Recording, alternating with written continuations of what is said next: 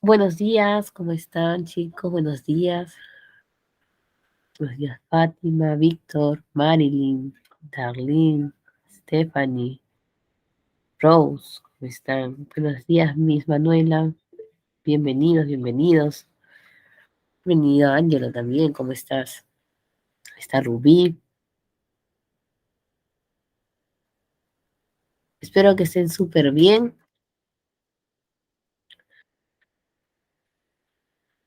Bienvenida, Maricielo. Vamos a iniciar nuestra clase de Geografía y Cívica. En Geografía vamos a comenzar los temas del bloque de la sociosfera, es decir, vinculados a actividades económicas, tema político, lo que le llaman geopolítica y geoeconómica, ¿no? Geoeconomía. Todo el proceso de desarrollo de un país en base a su distribución de la población. Trabajaremos actividades económicas, trabajaremos demografía, trabajaremos también organización del territorio, para ya al último desarrollar lo que es continentes, cómo se proyecta a nivel mundial nuestro país. Y en el caso de cívica, continuamos con los poderes del Estado, hemos visto el poder legislativo y hoy día vemos la contraparte que es el poder ejecutivo. Entonces estamos listos ya, están llegando todos, ¿cómo estás, Nicole? También bienvenida. Me van a disculpar que quizás no sea tan alta mi voz, es que he estado un poco delicada de la garganta, entonces recién estoy recuperando la voz. Cualquier cosita igual que no me escuchen o algo, me escriben en el chat.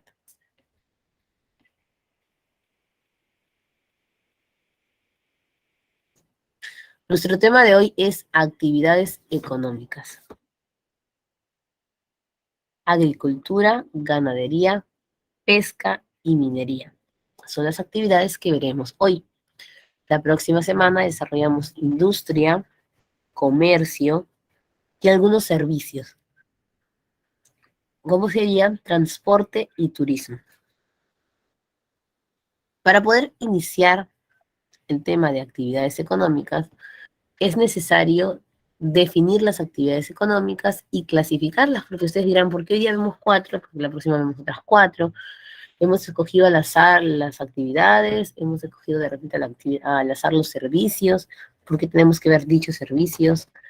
¿Cuál es la relación de temas que estamos viendo, ¿no? Entonces, para ello pasamos a explicar un poquito el concepto de actividades económicas.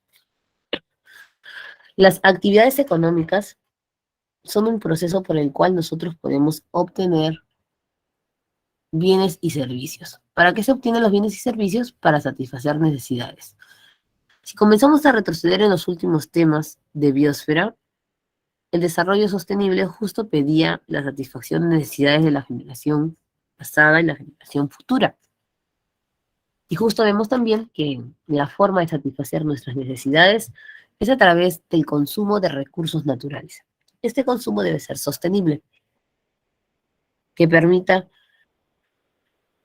el desarrollo normal y también un desarrollo bajo cuidado de nuestro medio ambiente. Y ahora nos toca ver justo actividades económicas.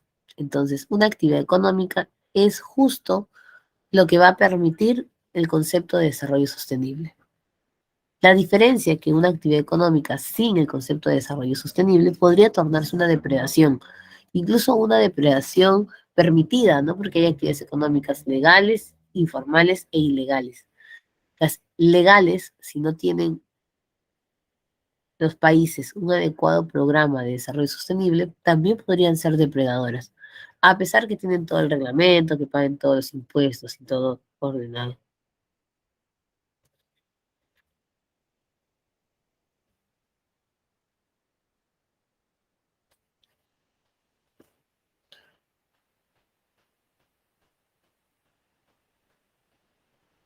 Profesora, si está hablando, se le fue el audio.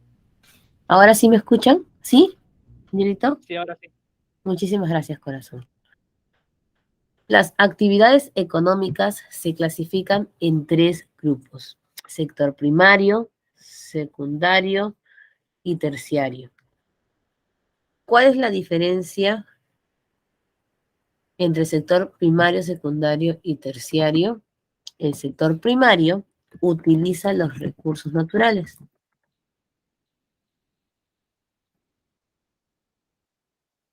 estos recursos naturales tienen que ser de manera directa, sin modificación.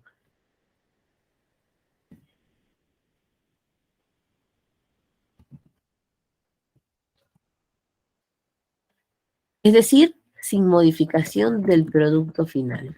Tal y como lo saco de la naturaleza, así lo debo consumir. El sector primario se divide en dos: productiva y extractiva.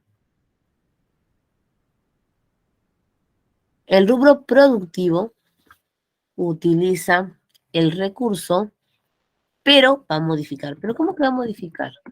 Si dice que no tiene modificación, va a modificar el proceso para tener un buen producto. Como en el sector primario no puedes tocar el producto, por ejemplo, en el caso de la ganadería, ¿no? No podrías tocar la leche, no podrías tocar la carne porque pasaría a ser industria. Entonces, ¿qué haces para mejorar este producto?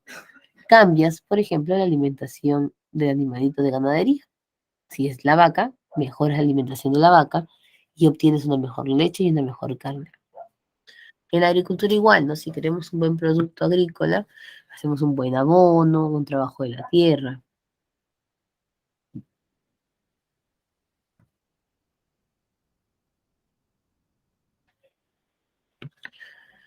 Estos dos procesos juntos se conocen como el sector agropecuario, que es agricultura y ganadería.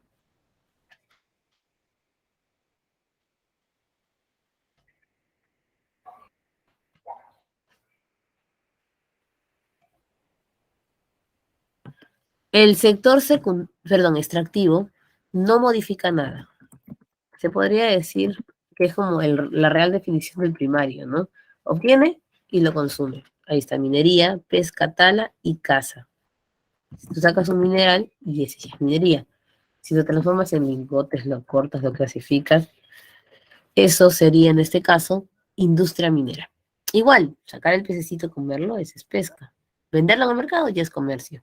Enlatarlo ya es industria. Tala es solamente cortar el arbolito. Convertirlo en tablones ya es industria maderera. Y la caza también es, ¿no? Coger al animalito y consumirlo. El sector secundario modifica el producto del sector primario, utiliza como materia prima. Y obviamente se le llama sector transformativo también porque cambia las características, ¿no? Si el pececito está enlatado, no va a estar igualito con la piel y con todo dentro de. O incluso así fuesen chiquititos y estuviesen de esa manera, siempre tienen al menos una sustancia con la cual se enlata, es decir, puede ser aceite de pescado, puede ser agua con sal u otro producto. Aquí está la industria. Algunos colocan el rubro de la construcción porque utilizan la minería no metálica y otros colocan la construcción en los servicios. El rubro terciario es la que se encarga de llevar el producto a nuestro hogar a través del sector distributivo, que es el comercio. Puede ser comercio interno dentro de nuestro país o comercio externo con otros países. Los servicios también están dentro del sector terciario, ¿no? Es un conjunto de profesiones y oficios. Ojo, no todas las profesiones están aquí porque el sector de la industria también demanda profesiones, sino más que todo es el proceso de asignación de derechos. Tienes derecho a la salud, entonces te damos un servicio de salud. Tienes derecho a la educación, un servicio de educación. Y este puede ser privado o público. Por eso encontramos clínicas, encontramos hospitales públicos, colegios estatales, colegios particulares, etc. Al final el Estado regula ciertas actividades del sector privado, en la mayoría de países, ¿no? Porque también hay países que tienen mayor proceso de libertad en el tema económico.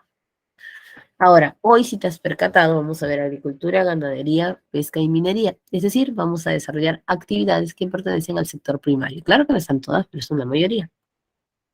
Agricultura. La agricultura en el Perú tiene potencias y debilidades. las potencias estarían vinculadas a el buen tipo de clima y la variedad de climas que permite una variedad de productos, un suelo fértil y también la variedad de espacios o terrenos. Y también tendríamos la disponibilidad del agua. Como ustedes saben, somos uno de los países que tiene también reservas de agua. Pero ¿cuáles son los problemas? Estos tres temas de potencia pueden tornarse debilidades si es que no sabemos manejarlos. Por ejemplo, una diversidad de climas no solamente genera una diversidad de productos, sino también una diversidad de fenómenos naturales.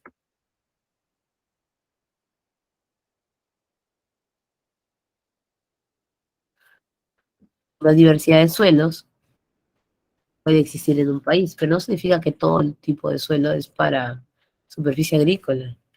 Existen otras actividades económicas que desarrollar también el tema del suelo.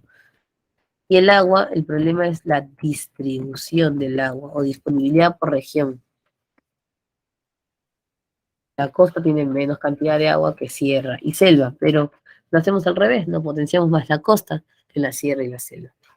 También hay otros puntos externos, históricos, económicos, que tomar en cuenta. Por ejemplo, el problema de la tenencia de tierras y la reforma agraria, lo que terminó distribuyendo tierras que fueron divididas en parcelas. Por eso tenemos porciones pequeñas de tierra para agricultura o tenemos esta agricultura aparcelada, como se le llama. También está la ganancia de los agricultores. Siempre terminan ganando más dinero los comerciantes, los transportistas, que el mismo agricultor. Entonces, eso ocasiona que de repente, de manera continua, tengan manifestaciones sociales y perjudiquen un poco el trabajo agrícola.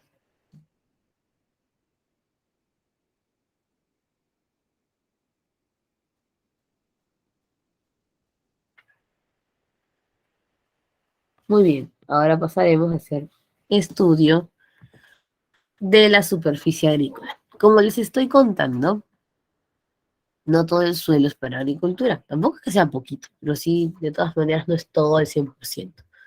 Del 100% de tierras para agricultura, perdón, para actividades económicas, se utiliza 30% para el sector agropecuario. Ojo, no están diciendo agricultura solo, sino el sector agropecuario. Es decir, agricultura y ganadería. De ese 30%, hay un problema también en cómo se utilizan las tierras. Solo es para superficie agrícola 18, ponle 19% redondeando, un 19%.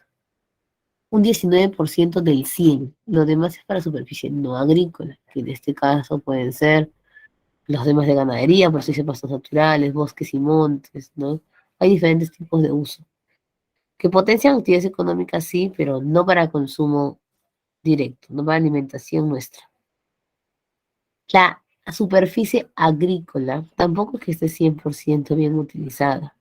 Por ejemplo, totalmente saneada, estamos hablando de un 58%. Si lo llevas al 19 que estamos hablando, ponte que un 10% esté bien utilizado. Pero es un 10% del 30% de tierras. Es poquísimo. Y el otro porcentaje, la tierra está no trabajada. ¿Por qué no puede estar trabajada la tierra? De repente porque hay dificultades para llegar a ella. Están muy elevadas, genera mucha inversión, problemas de actividades, de fenómenos naturales, etcétera. Y del otro porcentaje restante, tenemos tierra en barbecho y tierra en descanso. La tierra en descanso es tierra que se trabajó y ya no se está trabajando. Pero ¿cuál es la diferencia con la de barbecho? Que la tierra en descanso no se está trabajando ni preparando. En cambio, la tierra en barbecho sí es una tierra trabajada, está en descanso, para prepararla, para volverla a sembrar. Entonces, la de barbecho es positiva.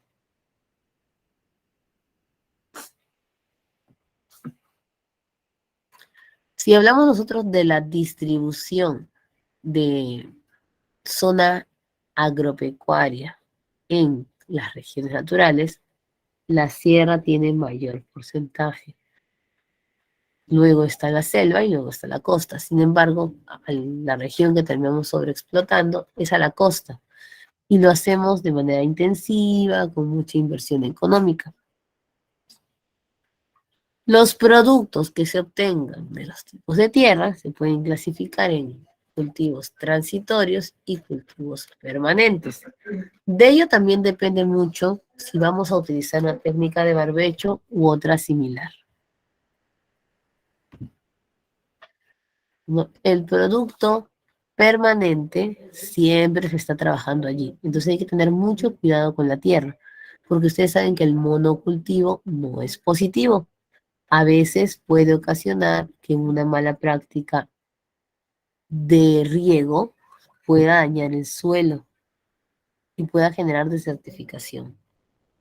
Productos amplios está el café, el cacao, la palta, la uva, los espárragos, mango, naranjo, chirimoya, limón, papaya. Muchos de ellos que están aquí, cultivos permanentes, son ahora llamados también en el tema de comercio como productos no tradicionales de exportación. Estos cultivos permanentes, algunos coinciden con los de mayor extensión, no todos. El café sí necesita un amplio terreno también, adicional al que tiene que estar sembrado todo el tiempo. Un cultivo transitorio es el que se puede al menos rotar, depende mucho de la estación, del tema de la cantidad de agua que pueda tener el suelo, etcétera. Tienes allí maíz, trigo, cebada, arroz, papa, algodón. Por ejemplo, la papa es también considerada una de las producciones que demanda mayor espacio de tierra.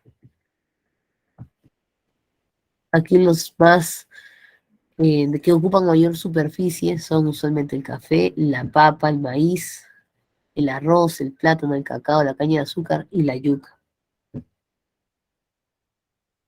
Y la agricultura, chicos, es una buena actividad económica porque genera ganancias, ¿no? Estos productos agropecuarios más vendidos, más exportados, permiten hasta un 8% del ingreso del PBI. Y se trabajan en grandes unidades agropecuarias, ¿no? Algunas son uniones de parcela, otras son pequeñas parcelas, pero que depende de la inversión, generan productividad. Antes de trabajar lo que es la agricultura en la costa, en la región andina y en la Amazonía, vamos a especificar qué significa intensivo y extensivo, porque si bien lo relacionamos de frente intensivo, que tenga maquinaria y esté con técnicas, no, pues esos son conceptos que suman, pero no necesariamente es la definición exacta de intensivo y extensivo. Así que para ello les voy a mostrar un cuadrito.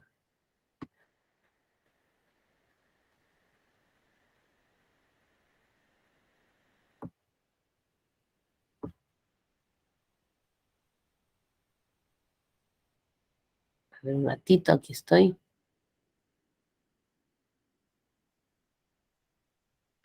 Aquí está. Vamos por zonas. La agricultura intensiva se da en la costa y en la selva alta.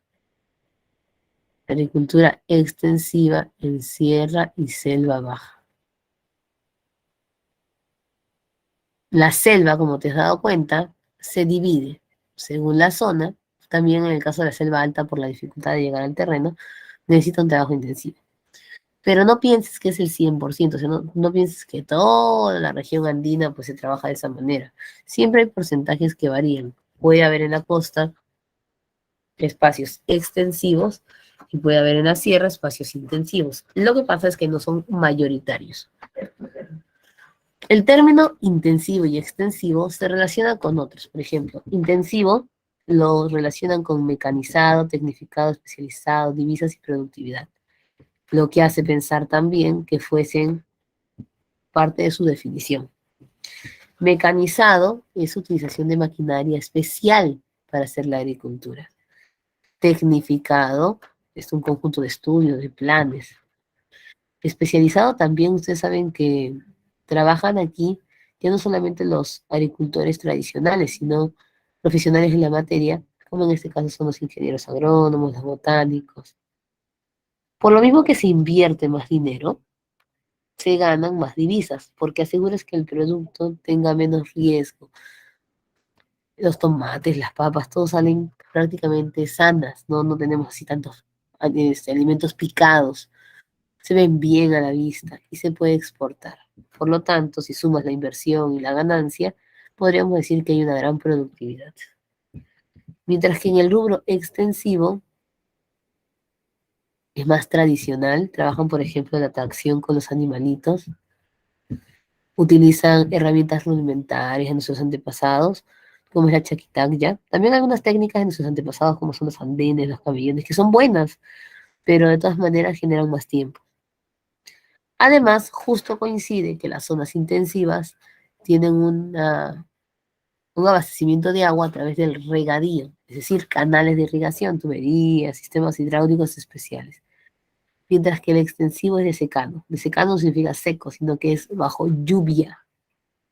O sea, cuando llueve se utiliza esta agua para la agricultura. Y eso que acaban de dar un informe que ya una lluvia potable totalmente no existe. Ya tiene muchos contaminantes. Pero verdaderamente el término intensivo y extensivo no significa esto. O sea, esos son productos, términos que se suman, sino significa tiempo y espacio. Intensivo, menos tiempo, menos espacio. Extensivo, mayor tiempo, mayor espacio. Este término intensivo y extensivo, te contaré, también se utiliza en la ganadería. Es igualito, pero eso es más que todo términos del sector agropecuario. Menos tiempo y menos espacio en ganadería es el siguiente. Se trabaja en granjas y establos, tienen pues, a los animales clasificados, no los dejan pues correr libremente en el campo, tienen un periodo de alimentación, incluso utilizan ciertas inyecciones, engordes, planificación familiar para los animalitos, procesos de esterilización, procesos de inseminación, todo. Y tiene que ser todo rápido. Mientras más rápido crezca el animal, mejor porque se ven también más rápido. Ahí está, por ejemplo, cuando hacen crecer a los pollitos a través de la luz. Y el extensivo es lo contrario, el animalito crece feliz en el campo, usualmente son campos abiertos o corrales, ¿no? Cada quien se alimenta a su momento, a su tiempo, pero a veces como no hay tantos especialistas aquí, no hay veterinarios o técnicos, pues pueden ser afectados por diferentes plagas o fenómenos naturales, como la helada y el friaje. Lo mismo pasa en la agricultura, en el sector intensivo y extensivo. En el intensivo también es menos tiempo y menos espacio, por lo tanto, se utilizan muchos tipos de abonos, injertos para poder acelerar el proceso. Y el extensivo es más lento porque no utilizan una máquina para, por ejemplo, echar el grano, sino lo hacen manual, los animales mismos hacen la tracción, entre otros procesos. Ahora, lo mismo que hemos visto aquí va a estar acá en la diapositiva, pero dividido por regiones. La costa, la sierra y la selva. Entonces, la costa ya dijimos, es intensiva, planificada, mecanizada, productividad, divisas, todo, ¿no? Lo que más vamos a especificar es el tipo de producto que se da. En la costa usualmente son cereales, vegetales, entonces ahí está azúcar, algodón, el vid, el mango, el espárrago. Justo la mayoría de ellos son productos no tradicionales, la mayoría, menos el azúcar y el algodón. La agricultura andina es la de espeso, la que genera la variedad de alimentos en el Perú. Ahí están los tubérculos, encontramos también otros tipos de vegetales. Y la selva alta y selva baja, como ya dijimos, se divide selva alta como costa, selva baja como sierra en cuanto al tipo de agricultura. Los productos de la selva alta usualmente son frutas, café, cacao. En el caso de la selva baja, similar a la costa norte, arroz. ¿No? Tenemos también por ahí algunos cultivos de frutas y en otros lugares yuca. Muy bien. Y esa es la agricultura. Ahora pasamos a la ganadería. La ganadería en el Perú no es tan elaborada como si lo es la agricultura. La mayoría de ganaderos lo hacen de manera empírica porque tienen tierras. Es como que, yo tengo tierras, puedo aprovechar el tema de la ganadería. Mejor es el producto cuando se trabaja en el rubro intensivo. Por eso que decimos que también la ganadería puede ser intensiva o extensiva. Aquí lo que vamos a mencionar más que todo son los tipos de animalitos. De repente no estábamos tan acostumbrados a hablar de los tipos de especies de animales, pero existen una gran variedad.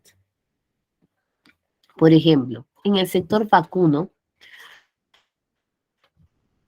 una de las razas más conocidas es la vaca Holstein.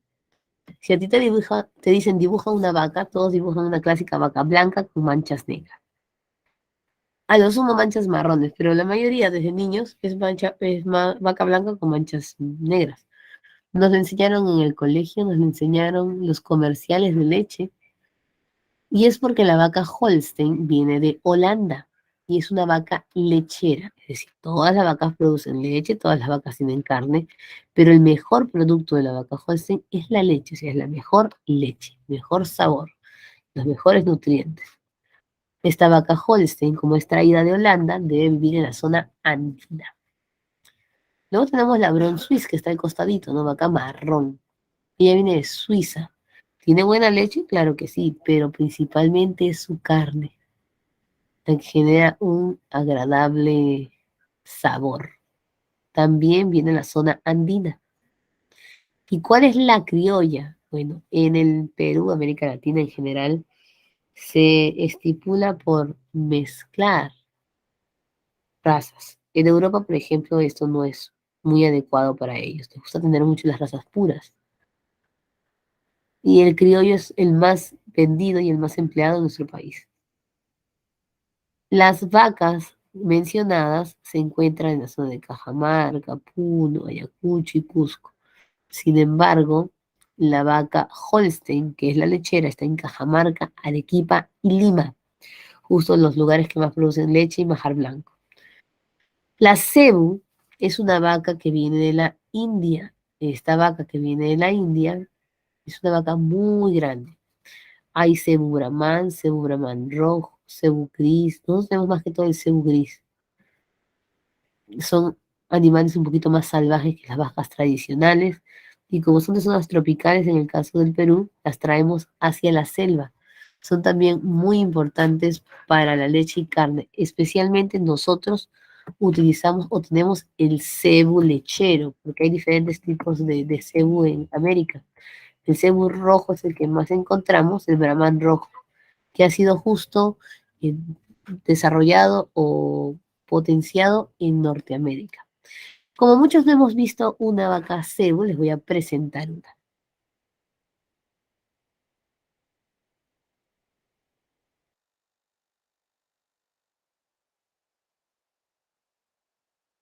Ahorita vamos a proyectar un momento.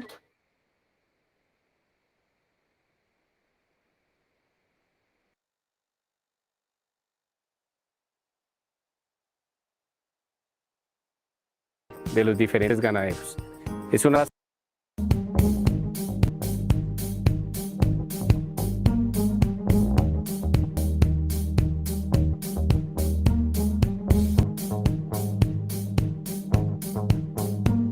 Bueno, un saludo muy especial a todos nuestros televidentes. Y en esta nueva versión del programa Hablemos del Cebú, nos vamos a dedicar específicamente a hablar de las diferentes razas cebuinas. Todos tenemos claro que, digamos, en la producción tropical, la base de nuestra ganadería y sobre todo en Colombia debe ser a través de nuestras razas cebuinas. Unas razas que se adaptan perfectamente, que son muy buenas productoras a nivel de carne, a nivel de leche, resistente a ectoparásitos, resistente a forrajes toscos. Pero en esta ocasión y a través de diferentes programas vamos a ir hablando de raza por raza. En esta ocasión vamos a hablar de la raza Brahman, una raza productora de carne por excelencia, una raza que se ha desarrollado en Colombia desde el año de 1946, cuando se creó la Asociación Colombiana de Criadores de Ganado Cebú, y en ese entonces se empezó a trabajar con la raza Brahman Gris. Se vino trabajando por muchos años, fortaleciendo el número de animales que se venían registrando en la asociación.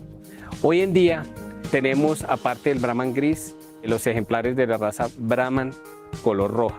Es la misma raza como tal, digamos, es una raza que fue creada en Estados Unidos hace más de 100 años, con diferentes genes de razas cebuinas, del Nelore, el Gir, el Cuserá, una raza como la Krishna Valley y otras razas cebuinas, y se vinieron desarrollando algunas líneas hacia el color rojo y hacia el color gris. Actualmente en Colombia la raza Brahman rojo ha tenido un crecimiento muy grande a nivel de registros. Es así como de los 44.000 registros que se efectúan al año de la raza Brahman como tal, 17.000 corresponden a la raza Brahman rojo, demostrando el crecimiento tan grande que tiene y la aceptación por parte de los diferentes ganaderos. Es una raza que, como la gris, que vamos a hablar más adelante en otro programa, tiene excelentes características de producción de carne, de fertilidad, de precocidad, y es otra alternativa que tienen los ganaderos para producir carne de muy buena calidad en Colombia. Empezó a trabajar con la... Este es el cebu que nosotros tenemos más, ¿no? Por aquí creo que salió el de cuernitos. Por aquí lo vi ahorita. Porque aquí está. Incluso ese es el que más abunda en nuestro país, el que tiene los cuernos más grandes. Esa es la hembra, el macho incluso sus cuernos son mucho más grandes de los que ven aquí. En cambio, por ejemplo, este video que viene de Colombia, trabajan más con el cebu rojo.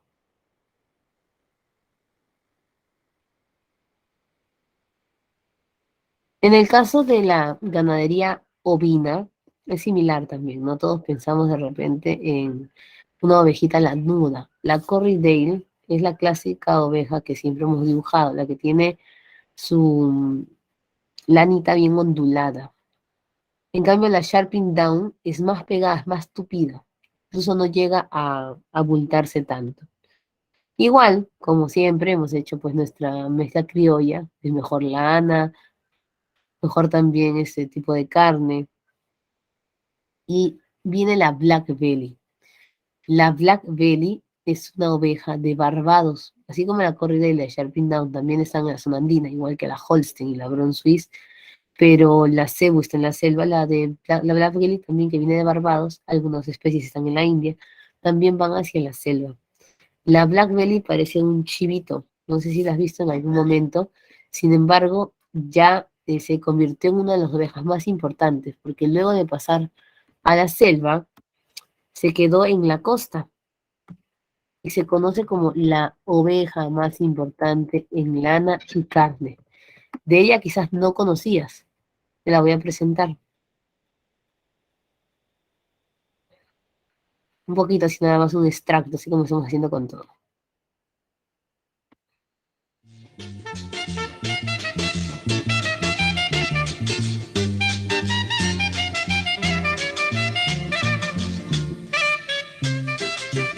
Producción de ovinos Black Belly en la costa del Perú. Los ovinos que se encuentran distribuidos a lo largo de la costa del Perú son básicamente ovinos lanados que han sido trasladados de la sierra a la costa. Su crianza se ha difundido en la medida en que se ha incrementado el número de familias que han migrado de la sierra. Esta población tiene el hábito de consumo de la carne de ovino. Por eso manejan en el área rural pequeños hatos cuya producción es destinada básicamente para autoconsumo. La crianza es estabulada y la alimentación es con rastrojo y suplementada con algún tipo de forraje cultivado. En este marco, el Instituto Nacional de Investigación Agraria, INIA, a través del Programa Nacional de Investigación en Crianzas Familiares, viene evaluando desde 1986 una especie de ovino introducida al país en 1984 para la región de la selva. Esta especie es el ovino Black Belly, proveniente de Barbados. Sus posibilidades de adaptación y desarrollo están demostradas en la costa. Las diferentes variaciones de climas permiten su crianza en sistemas semi-intensivos e intensivos en confinamiento. Asociada a la crianza en sistemas de producción mixtos, permite aprovechar los recursos forrajeros, residuos de cosecha, subproductos industriales y reciclajes. La alternativa es proveer a las familias rurales de un recurso que les permita mejorar sus condiciones de vida, mediante el mayor consumo de proteínas o generación de ingresos.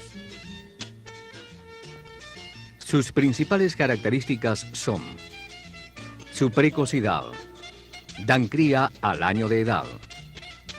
Su poliestricidad. Ovulan durante todo el año. Y su prolificidad. Paren comúnmente mellizos y ocasionalmente trillizos. Los ovinos Black Belly tienen la piel cubierta de pelo.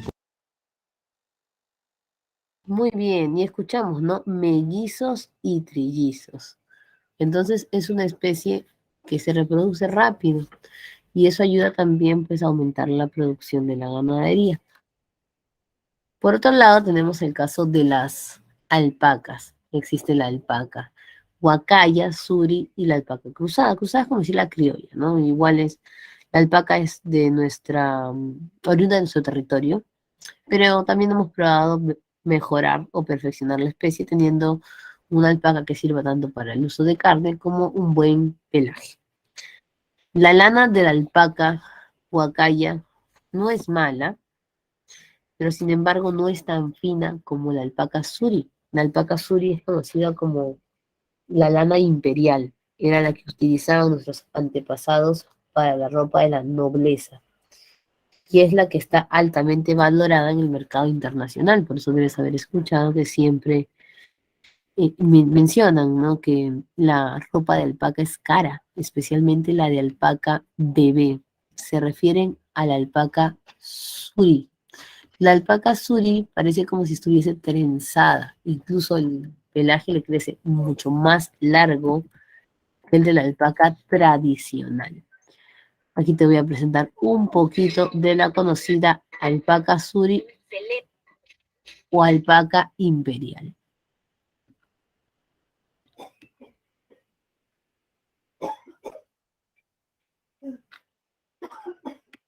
Un segundito, aquí está.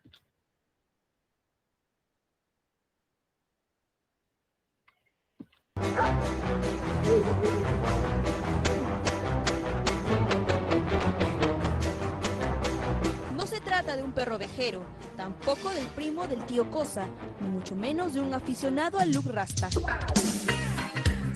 Ahí no puede ver nada, ¿no? Sí, es el cerquillo, el que adorna la alpaca. Sino de una alpaca con peculiar y distintivo pelaje. Para poder ver la finura de este ejemplar, tenemos que abrir, ahí está el lustre, donde se puede ver la finura de este ejemplar. Muy bonito ejemplar. Si buscamos en internet datos sobre la alpaca suri, casi toda la información está en inglés, ya que estamos hablando de un elegante animal muy valorado a nivel mundial.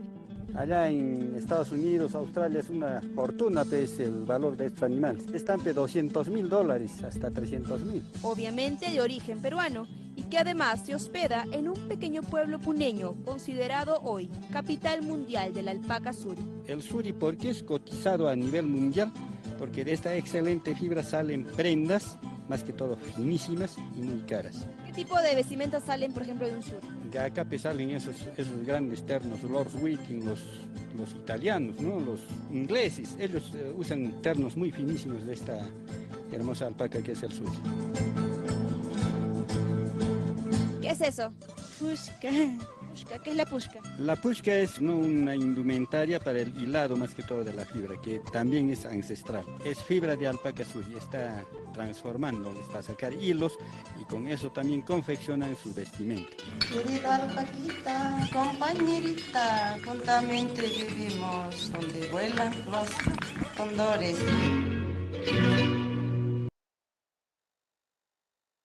Muy bien, y esa es nuestra alpaca suri. Ahora, en el caso de los cerditos, los porcinos, principalmente nosotros tenemos la crianza criolla, es decir, los que ya han sido eh, mezclados en razas, ¿no? Tienen mayor cantidad de manchitas y son considerados incluso una de las mejores producciones de América, es decir, de todos los criollos que han formado, los criollos porcinos son los que dan una mejor carne. Se encuentran más que todo en Lima y Callao. Otro punto importante para el Perú es el sector avícola, ¿no? Inicialmente, nosotros trabajamos todo tipo de aves. Ya para los años 60, 70 se viene el boom del pollo. El pollo era un animalito pequeño, del obviamente el descendiente de la gallina, que no se comía en ningún lugar. Lo veían como mascota, un animalito así. Sin embargo, en la región andina comenzaron a consumirlo.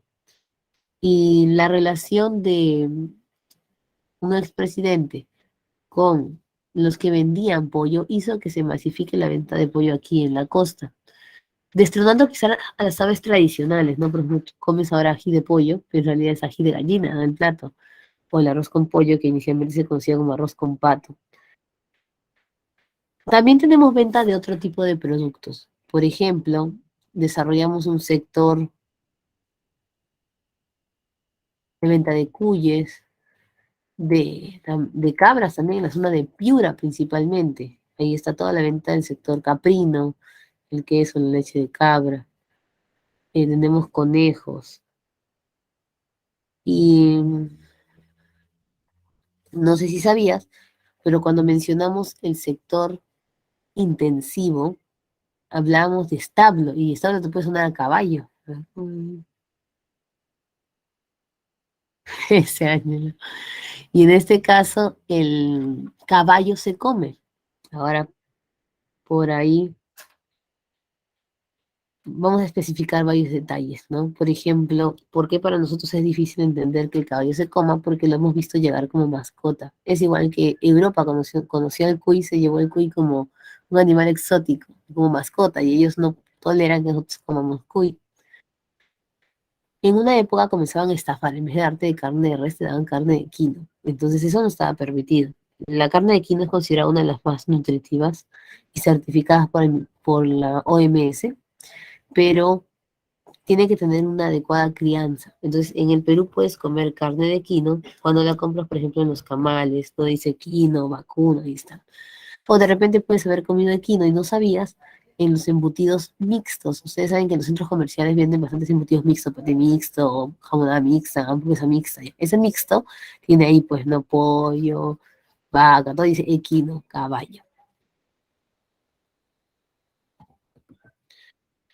Pasamos ahora a la acuicultura. ¿Qué es la acuicultura? La acuicultura está en el medio de la ganadería y la pesca.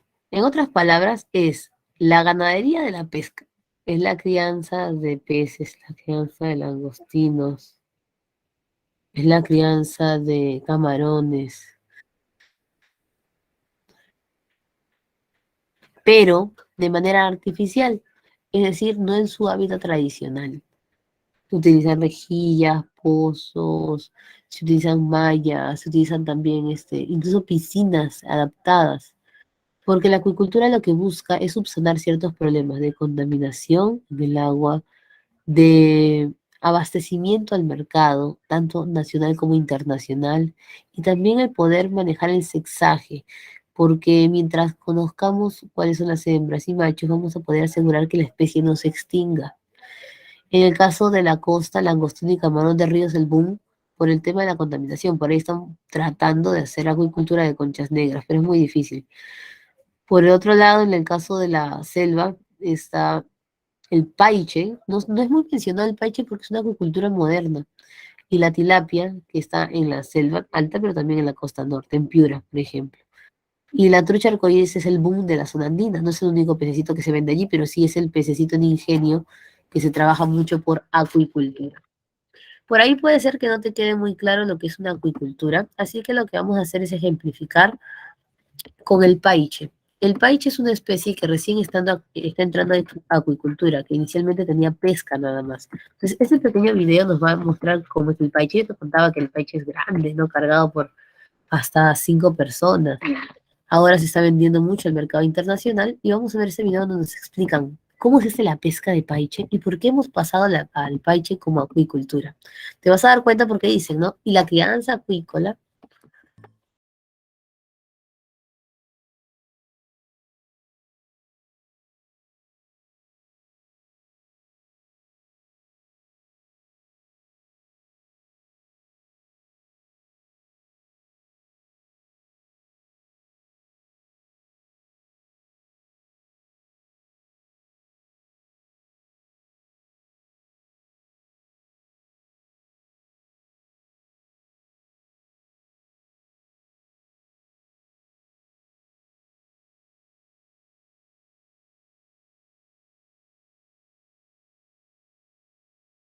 Además de su gran belleza paisajística, poseen una amplia variedad de especies, las cuales sustentan una gran parte de la economía y son la más importante fuente de proteínas de la población local.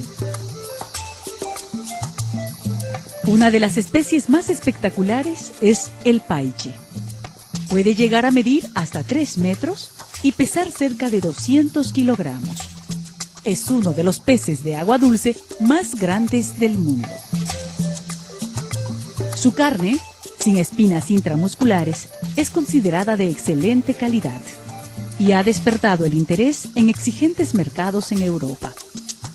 En los mercados locales, es muy apreciada como filete fresco o seco salado y ha sido sobreexplotada mediante pesca indiscriminada, lo que ha provocado una drástica disminución de las poblaciones naturales.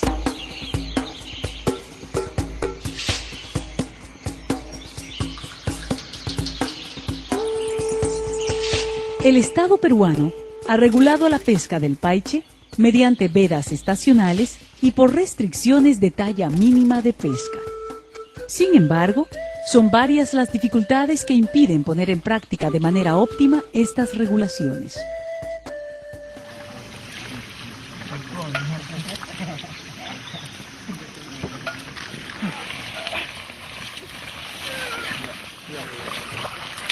Desde el año 2001, el Instituto de Investigaciones de la Amazonía Peruana ha dado inicio a importantes trabajos de investigación con esta especie con miras a su domesticación, en áreas como la reproducción en espacios controlados y dietas alimenticias para su crianza intensiva principalmente. El mercado internacional requiere un mínimo de 10 a 20 toneladas mensuales de filete de paiche. En las condiciones actuales, es imposible cubrir esta demanda, ya que todo el abastecimiento local se hace con la pesca en el medio natural. A partir del año 2002, se empieza un plan de crianza en alianza con acuicultores amazónicos. El plan consistía en entregar 6 ejemplares de aproximadamente 1 año y 10 kilogramos de peso a cada piscicultor con la finalidad de que éste inicie una actividad de crianza y reproducción. Sin embargo, como el paiche no tiene dimorfismo sexual, es decir, no hay diferencias visibles entre hembra y macho, era imposible conocer al momento de la entrega cuántos ejemplares eran hembras o cuántos machos. Se da inicio entonces a un proyecto para la identificación sexual o sexaje a edad temprana.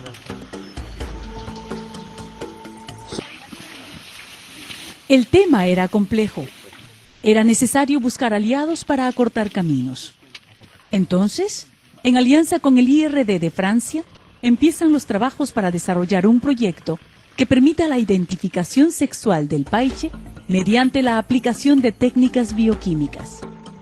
Hoy, gracias a ello, ya se cuenta con una técnica que permite la identificación sexual y ya es posible entregar a los productores un lote de paiches hembras y machos. Este logro es fundamental porque garantiza la reproducción.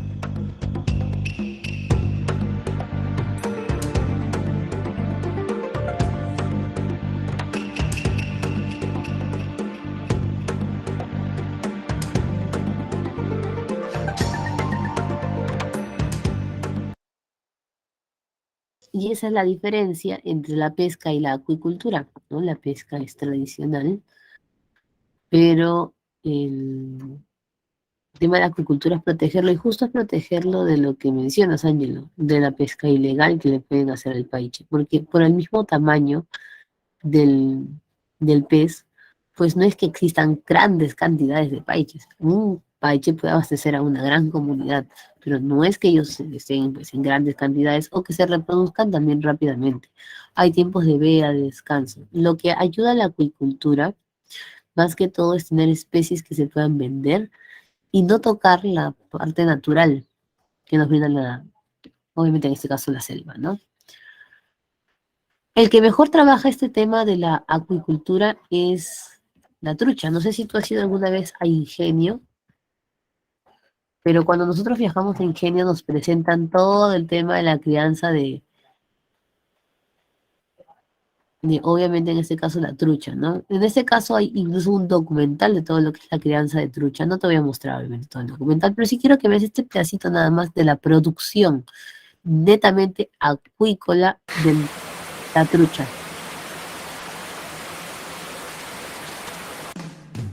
Para producirse la trucha arcoíris requiere alcanzar madurez sexual, la que se presenta aproximadamente a los 2 años en las hembras y a los 18 meses en los machos. Las tallas promedio en que la trucha inicia el desove son variables, generalmente entre los 20 a 25 centímetros.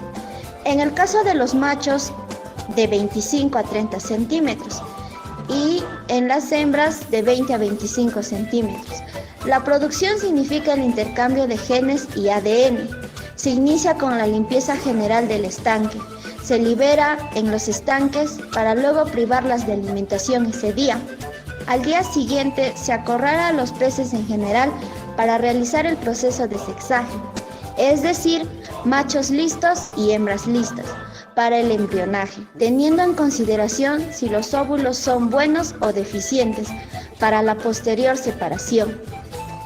Una vez separadas, agarran a la hembra por la aleta caudal y pasan la mano en la parte superior y al contacto de estas van expulsando los óvulos. Terminado este proceso, se hace un lavado con solución salina al 10% y ahora están listos para agarrar a los machos e iniciar el proceso de inseminación, fecundación o fertilización y luego mezclarlos. Una vez fecundados, esperamos 30 minutos y luego el lavado para evitar encontrar excesos de espermatozoides. En la sala de incubación con la cámara de bomballa se determina cuántas ovas ingresan a esa camada por litros. Se cuenta con 5 bastidores que albergan alrededor de 8.000 ovas, haciendo un total de 40.000 que se incuban. Después de 20 a 22 días aparecen los ojos. A estos se les conoce como ovas embrionadas. Pasado esta etapa, eclosionan. Luego pasa a la etapa de larvas donde se presenta el saco vitarrínico, que se encarga de alimentarlos hasta convertirse en aldevinos iniciales. Ese sigue. Muy bien, aquí hemos visto una crianza acuícola más sofisticada a diferencia del país, además que también el tamaño del pececito es diferente, ¿no? Ustedes saben que la trucha no era de aquí inicialmente, venía de Europa, y era un pez tranquilo, pero cuando llega a la zona de Junín comienza a depredar a todos los peces, se los comienza a comer. Entonces necesitaban hacer sí o sí una crianza diferente de este pez, por 2 alternativas, porque se seguiría comiendo todo, o número 2 también porque comenzaría a escasear, porque puede ser que hasta entre ellos se puedan comer. Y lograron pues masificar esta crianza de la trucha. Ahora vamos por la pesca.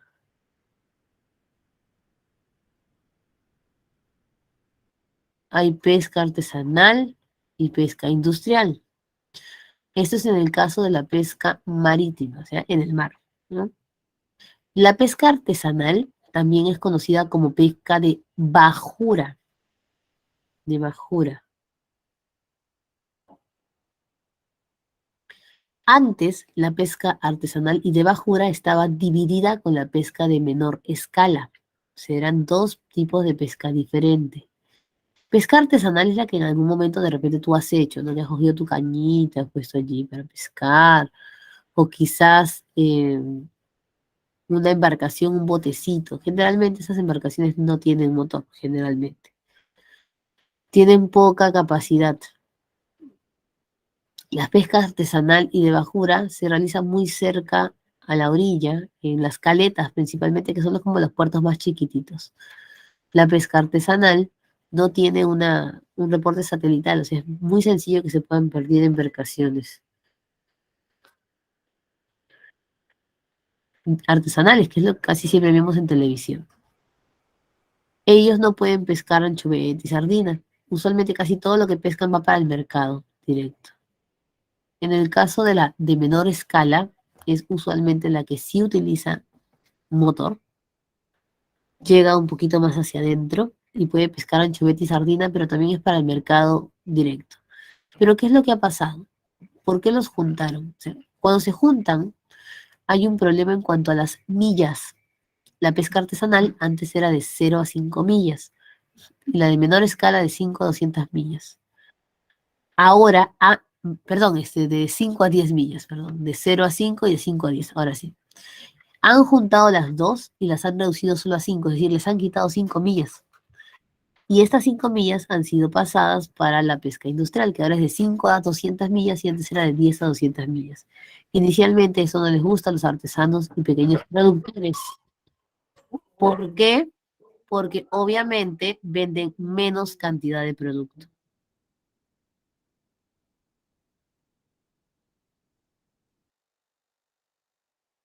Aquí de 5 a 200 millas se hace un consumo de anchoveta, de sardina, y obviamente por las grandes cantidades que retiran del mar, se ven obligados a trabajarlo en harina, aceite de pescado, o también llevarlo a conservas. Esto genera divisas porque usualmente se exporta, ¿no?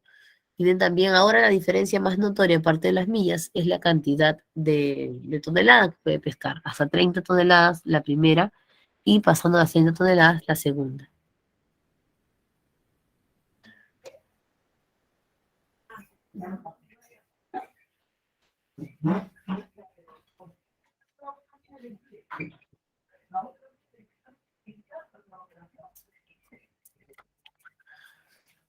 Ahora, seguimos. Pesca continental. Usualmente los animalitos de pesca continental ya la mayoría se trabajan por acuicultura. Tenemos nosotros pesca en los ríos costeños, ahí está camarón y langostino, que son justo los de acuicultura. Son pocos los que quedan ya en una crianza tradicional. En ríos y lagos andinos está trucha, carachi, suchi, el ishpi. Usualmente casi todos ya se pescan de manera natural, menos la trucha, que principalmente es por acuicultura.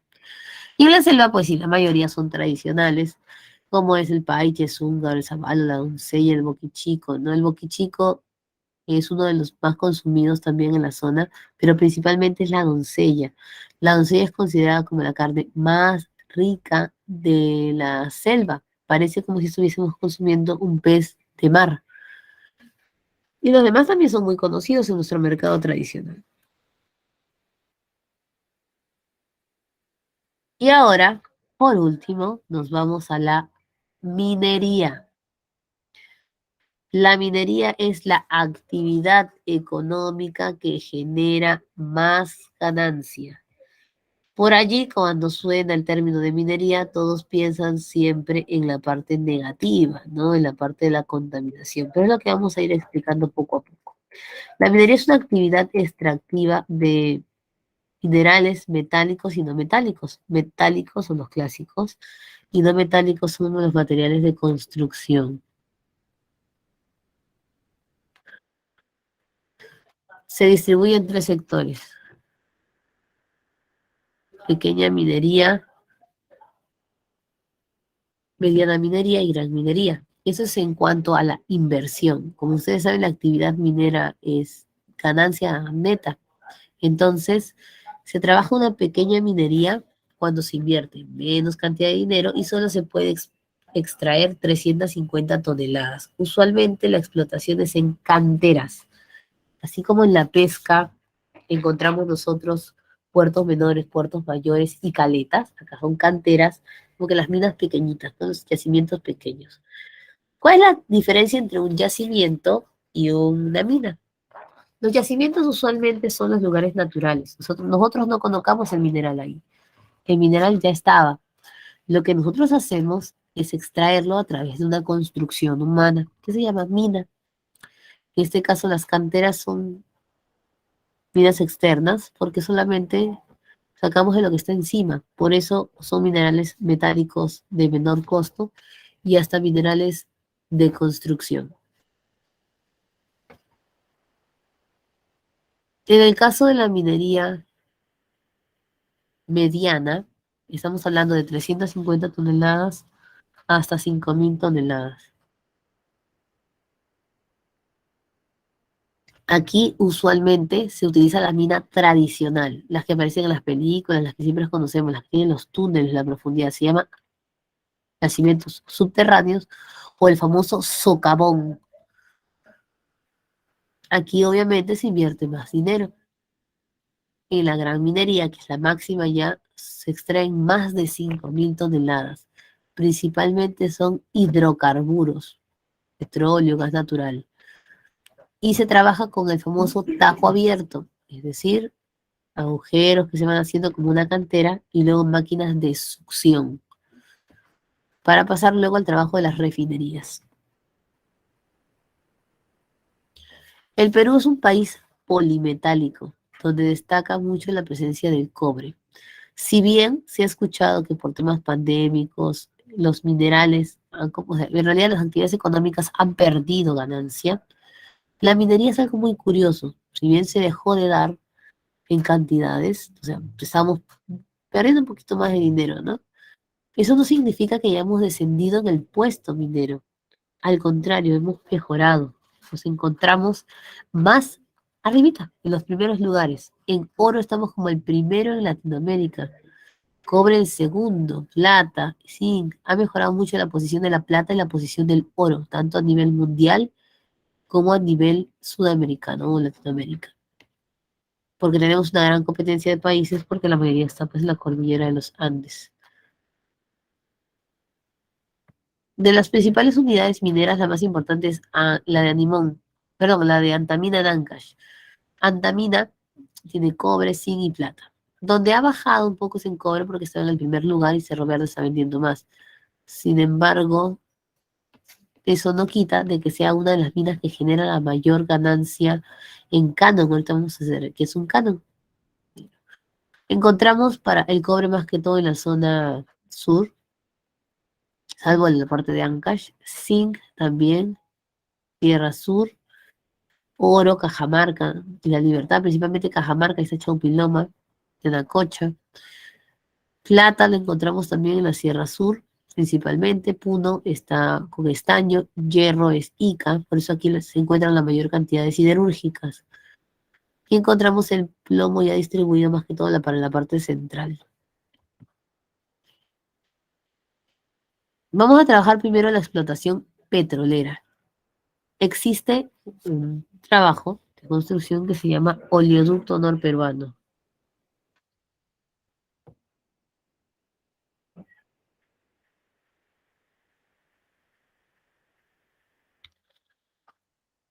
En este caso, dos zonas que tienen petróleo es la costa norte y la selva. La costa norte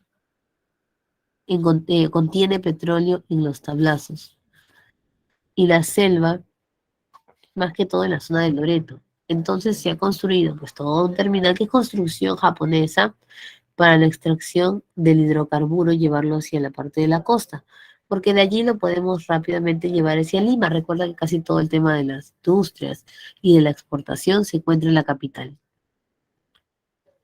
Empieza en la estación San José de Saramuro en Loreto y llega hasta la estación 5, donde se une también un nuevo ramal, que es la estación de Andoas. De aquí transita por Amazonas, Cajamarca, Lambayeque y sube para Piura, donde encontramos Bayóvar, la última estación. Todo el camino también está compuesto por algunas zonas de refinería, donde se transforma el petróleo en combustible. Pero también encontramos refinerías a lo largo de la zona de Lima y Callao. En el caso del gasoducto,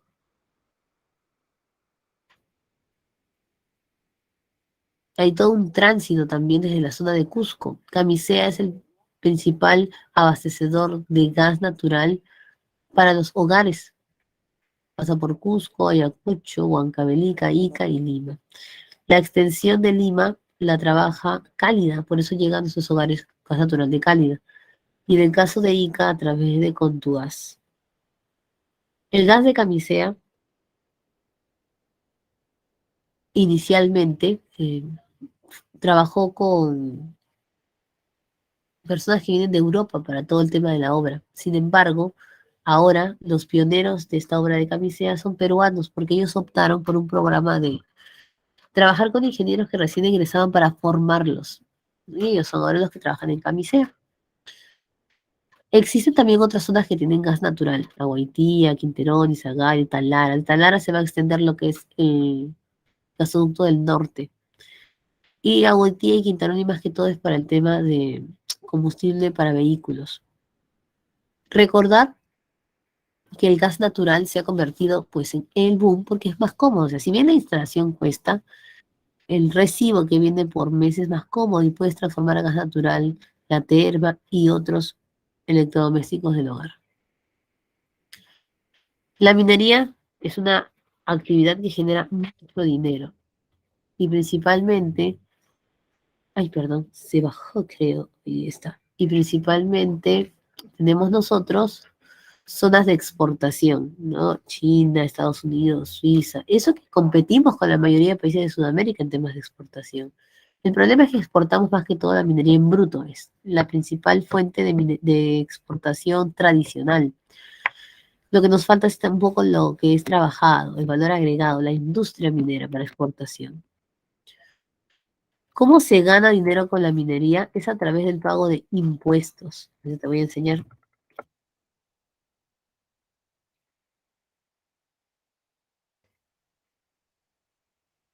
Aquí ven los impuestos de la minería. Tienes la regalía minera, que es el impuesto por mes. El derecho de vigencia, en este caso el impuesto por mes de la regalía minera es por utilizar un recurso no renovable. Puede ser metálico o no metálico. El derecho de vigencia es el valor de la concesión. Ustedes saben que la minería es concesionable. No se puede vender la mina. Entonces recibimos un dinero por el tiempo en el que se va a dar el contrato. El gravamen minero es un impuesto moderno, 15% de la ganancia de la empresa minera va hacia el Estado. Y el canon minero es el impuesto a la renta. Del 50% del impuesto a la renta que se va al gobierno central, pues, es el Ministerio de Energía y Minas quien lo administra, y el de Economía. Pero el otro 50% va para el gobierno local y regional. Este 50% que va para el gobierno local y regional es el que se conoce como canon minero. Canon minero reciben todos los departamentos que tienen pues una unidad minera. Hay diferentes cánones. Hay canon minero, canon aduanero, canon pesquero. Ancash, por ejemplo, revocaba mucho sus autoridades por ese mismo motivo, que tiene una gran cantidad de cánones y sin embargo no se ve el desarrollo en la ciudad. Quienes no pagan impuestos se conocen como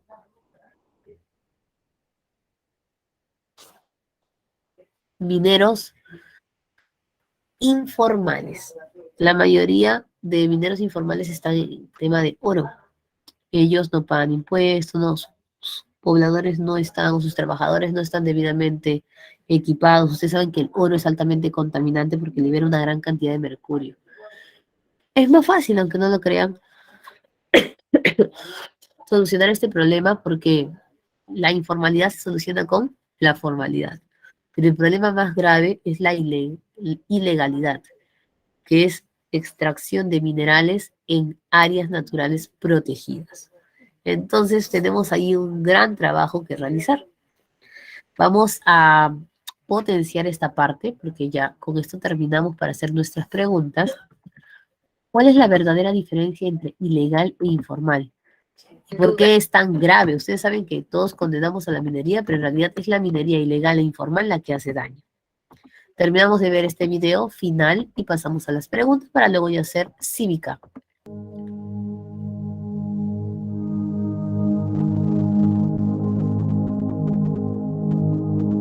Madre de Dios es una de las zonas más biodiversas del planeta. Hasta los años 90 fue la región mejor conservada de la Amazonía peruana. Sin embargo, en la década pasada el precio internacional del oro tuvo un alza sin precedentes. Se desató una nueva fiebre extractiva, se disparó la minería informal y la minería ilegal empezó a operar en zonas protegidas, indígenas, forestales y de ecoturismo. A la fecha, Madre de Dios ha perdido 50.000 hectáreas de bosque amazónico.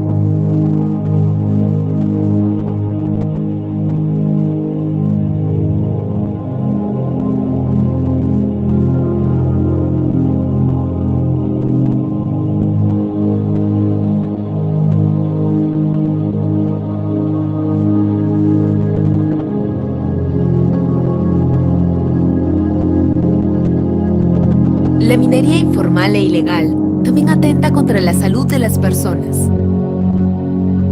Según estudios realizados en el 2012 por el Carnegie Institute, el 60% de los peces consumidos en Puerto Maldonado superan los límites de mercurio recomendados por la OMS y el 78% de los adultos evaluados tiene 3 veces más mercurio que los niveles máximos permitidos. Pero estas actividades también tienen consecuencias sociales. Madre de Dios es la región con más casos reportados de trata de personas a nivel nacional. Mineros, comunidades nativas, reforestadores y otros usuarios del bosque viven en constante conflicto debido a una ocupación desordenada y violenta del territorio, provocada por la expansión acelerada de la minería. En el 2016, la Reserva Nacional de Tambopata fue invadida por la minería ilegal, devastando 750 hectáreas al interior de la reserva. Tambopata es una reserva nacional, es un área protegida de la mayor importancia para el Perú. Ahí no está permitido realizar ningún tipo de minería. La estrategia en Tambopata ha sido retirar a los mineros ilegales y retirarlos a través de interdicciones, ¿no? Se han recuperado ya alrededor de 400 hectáreas de la reserva, de mineros que estaban dentro de la reserva, pero todavía hay presencia de mineros ilegales en zona de amortiguamiento y obviamente es un riesgo latente todo el tiempo. Sin embargo, como mencionan los expertos, la solución a este problema requiere más de una estrategia. Los retos de un tema tan complejo son altos, ¿no? Por un lado está desalentar la minería ilegal y retirarla de las zonas donde no es posible hacerla porque afecta a la salud, afecta al medio ambiente, afecta a la legalidad y al desarrollo integral, sostenible al que aspiramos, ¿no? Y por otro lado también el reto es dónde se puede hacer esta minería aluvial y se puede hacer de una manera que sea también costo eficiente para el país. Madre de Dios es un caso muy especial y puede ser un ejemplo muy concreto de cómo podemos abordar el problema tanto de la minería ilegal como de la minería informal.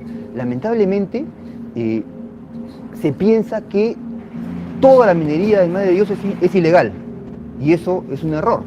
Y entonces solamente se mira el tema de la interdicción y no se dan cuenta que existe una buena cantidad de mineros informales que están con muchas ganas de hacer las cosas bien. La formalización minera presenta una serie de retos que no deben perderse de vista. La ocupación desordenada del territorio es uno de los principales temas a resolver. Cerca del 12% de los mineros que tenemos en nuestra base de datos que quieren formalizarse no son titulares de la concesión. Eso complica, porque para ser formal tú tienes que ser titular o tener un contrato con el titular de la concesión. Y no todos los titulares de concesión quieren tener un contrato con los mineros. La formalización está muy trabada porque donde hay un minero formalizable hay un derecho preexistente o de otro minero o de alguien que tiene un título de naturaleza forestal o de otro tipo.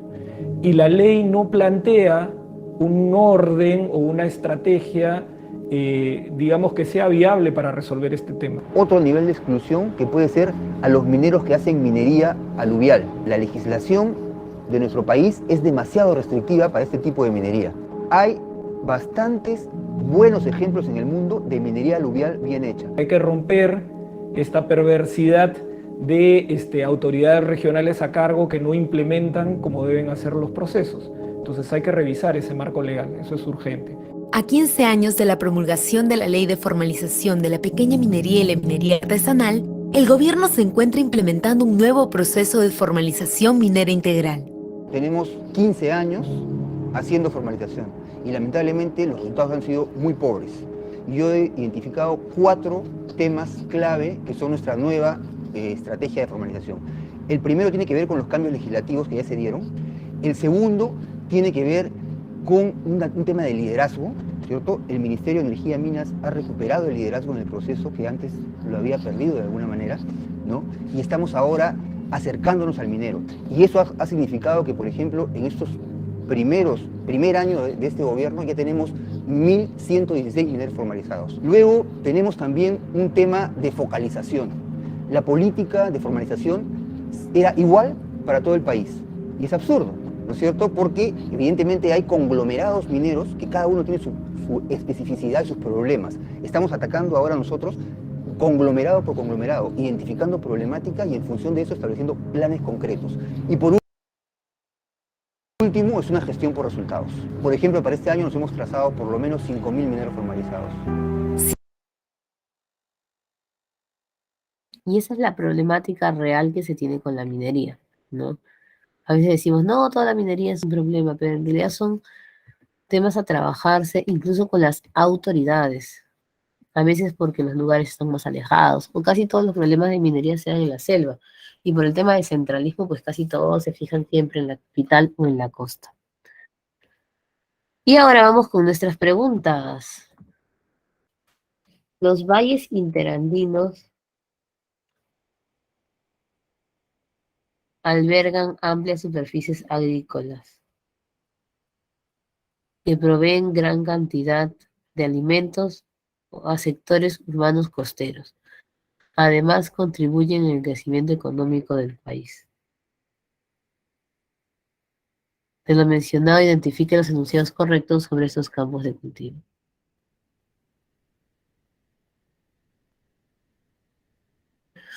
Uno, los arbustos de café son los productos más extendidos en este relieve. Café en la región andina, no tanto, ¿no? Café es selva alta, que si bien pueden ser departamentos andinos, sigue siendo selva. Las tierras agrícolas son aprovechadas únicamente de forma extensiva en la zona andina. No, ya hemos dicho que no hay totalidad, siempre hay un porcentaje intensivo. En algunos de ellos predominan los cultivos de papa, maíz y cebolla, eso sí.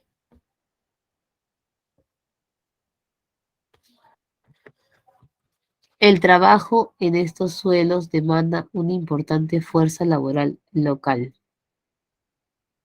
Por supuesto, porque la mayoría de trabajadores en los valles interandinos son las mismas familias, ¿no? Por eso tienen bastantes hijos allí también para trabajo en el campo. Letra C.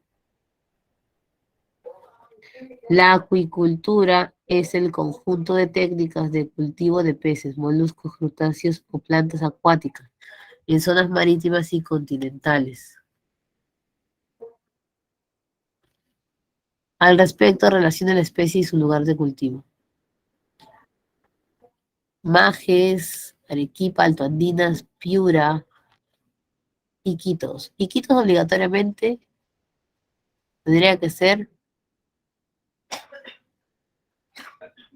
Boquichico, que es netamente amazónico. Camarón de Río es costa. Sería en este caso Majes, Arequipa.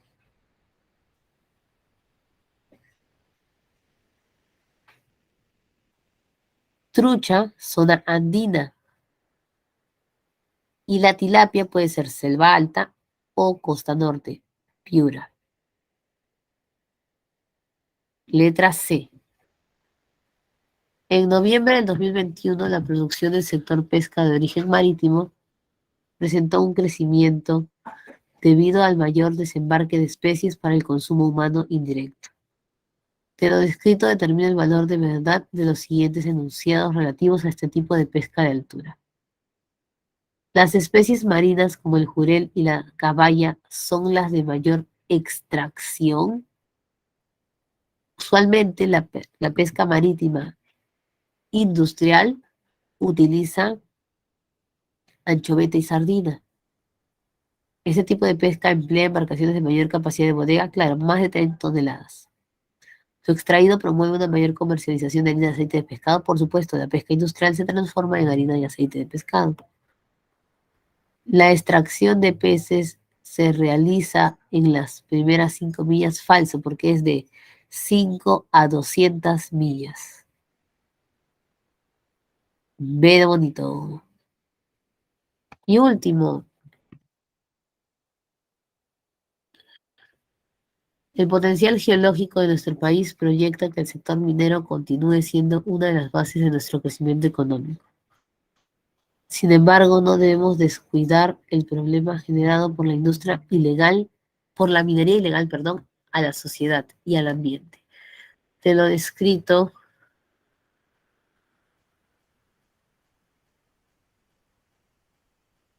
identifique la alternativa correcta relativa a esta problemática. El montaje de chancadoras para la industria siderúrgica. La instalación de lavaderos de oro en diferentes vertientes. La búsqueda de recursos cupríferos en la Amazonía. La sostenibilidad de la explotación de minerales metálicos. Dice minería ilegal, ¿no? Entonces, industria siderúrgica te dice que es formal, ¿no? Por el término. Recursos cupríferos no te dicen cómo lo están extrayendo. Sostenibilidad es correcto, entonces sería lavaderos de oro en las diferentes vertientes. Entonces, como respuesta, la letra B. C, C, B y B. Y listo.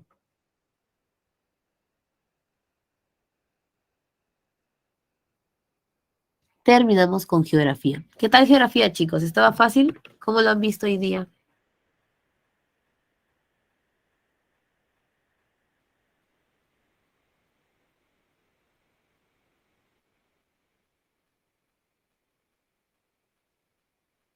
Se entiende, ¿no? Claro, no se preocupen porque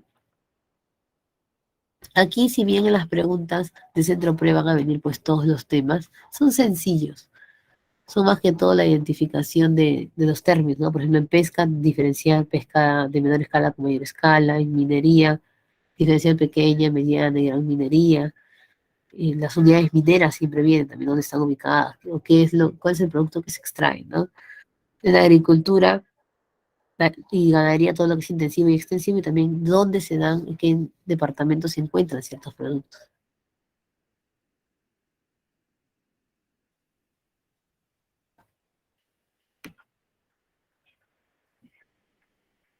Y ahora nos vamos para cívica. El tema que ahorita está en controversia, se está mencionando mucho en las noticias. La semana pasada, bueno, la clase pasada, porque descansamos una, les preguntaba si querían ser congresistas, ¿no? Algunos me decían que sí. ¿Alguno de ustedes ha pensado en ser presidente de la República o ministro, por ejemplo?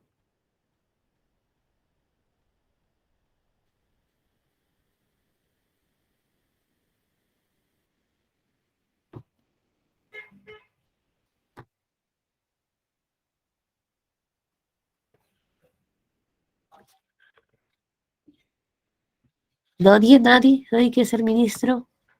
Acaba de juramentar el quinto gabinete ministerial de este gobierno actual. ¿Cómo funciona el Poder Ejecutivo? ¿Cómo se estructura? ¿Por qué cambian tanto de ministros? ¿Por qué cambian los gabinetes? ¿Cómo se da el cierre del Congreso? ¿Por qué el Congreso puede fiscalizar al presidente? Aunque lo hemos hablado desde el lado del Congreso del Legislativo, vamos a verlo ahora por el Poder Ejecutivo.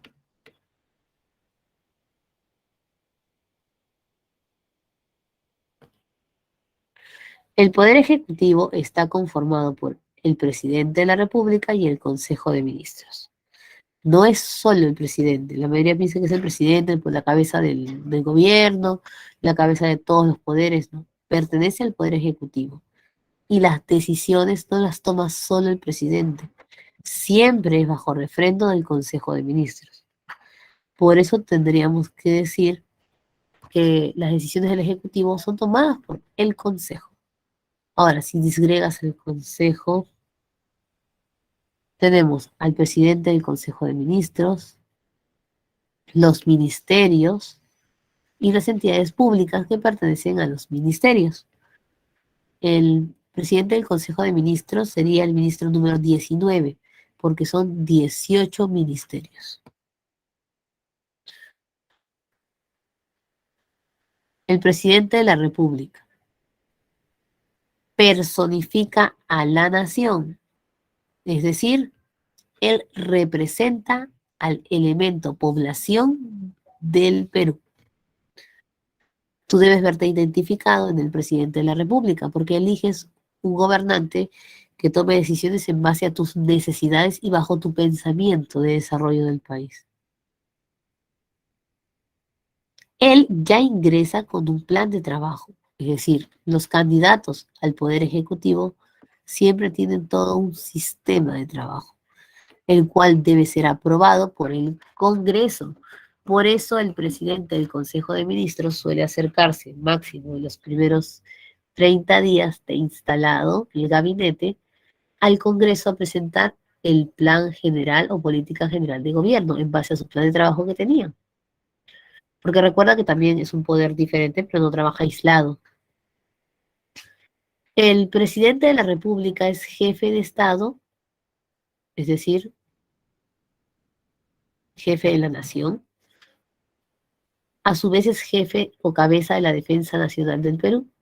Por eso se le conoce como jefe de las Fuerzas Armadas y de la Policía Nacional del Perú. Lo cual hace que tenga a veces sanciones por autoría inmediata, ¿no?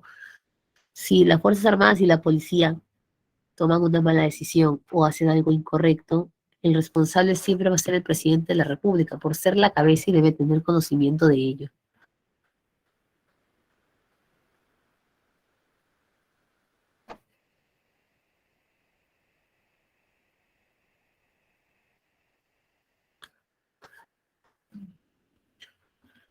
Luego tenemos, ¿cuánto dura su mandato? 5 añitos, igual que el congresista. Tampoco tiene reelección inmediata, porque ya no hay reelección inmediata para los altos funcionarios.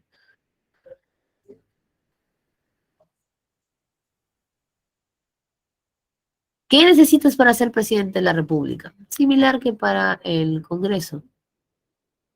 Peruano de nacimiento. Tienes que tener más de 35 años. Y tienes que tener tus derechos políticos en regla. Es decir, no tener interdicción, suspensión, ni pena privativa de la libertad.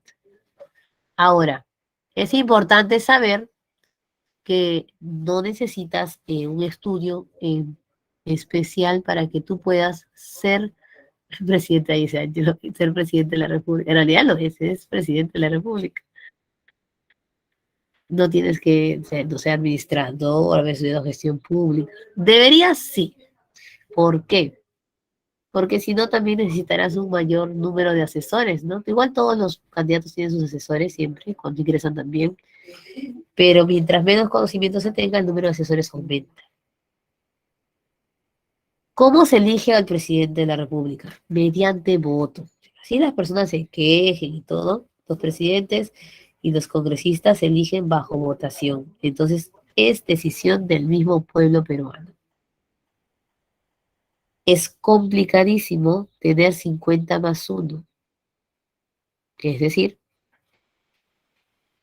lograr que la mayoría del Perú vote en primera vuelta por un candidato.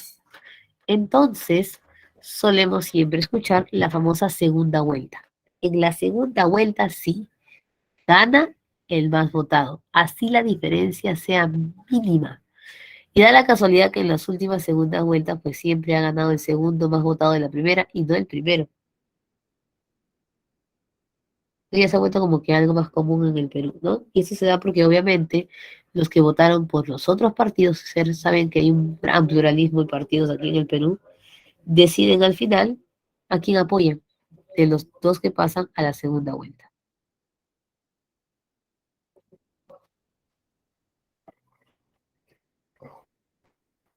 A diferencia de los congresistas, el presidente sí puede renunciar. pero a igualdad que los congresistas, él puede ser vacado. La diferencia que aquí la vacancia es dictaminada por otra institución, por el Congreso de la República. ¿Cuáles son las cláusulas de vacancia? Si se muere, ya lo hemos repetido varias veces, es algo lógico, el alma de un exfuncionario no puede gobernar, pero se tiene que formalizar. Incapacidad física y moral. Física no me refiero a que le dé COVID o se enferme o quede con alguna discapacidad, sino más que todo por problema de discernimiento, que de verdad no pueda gobernar. Esta incapacidad física creo que es más fácil de determinar que la incapacidad moral. Hasta ahora no hay una definición exacta de lo que es incapacidad moral. Se le ha pedido al Tribunal Constitucional que explique, ¿no? Pero mantiene la misma postura que es muy complicado definir hasta dónde es lo correcto o lo incorrecto que puede hacer un mandatario. No se coloca incapacidad mental y física y se quita la moral porque la incapacidad moral al menos evita el tema de la corrupción. Por ejemplo, el presidente Castillo había pedido quitar la incapacidad moral y que diga solamente incapacidad física y mental. Pero todos dicen, no, ¿y cómo podemos vacar al presidente si creemos que está inmerso en corrupción? Entonces, no se puede quitar la cláusula. Pero más allá de la corrupción, ¿qué más puede ir ahí? Eso es súper complicado. Renuncia. ¿Por qué renuncian? Porque aparte de quedar mejor, judicialmente también les ayuda. Si ellos no renuncian y son sacados por incapacidad, es un proceso judicial inmediato. Mientras que la renuncia prescribe que debe iniciar el proceso judicial desde cero y poco a poco. Siempre se les invita a renunciar, se dice al presidente, ¿no? Si usted no renuncia, será vacado por incapacidad moral. O sea, la mayoría se le avisa, pero al final es renuncia explícita.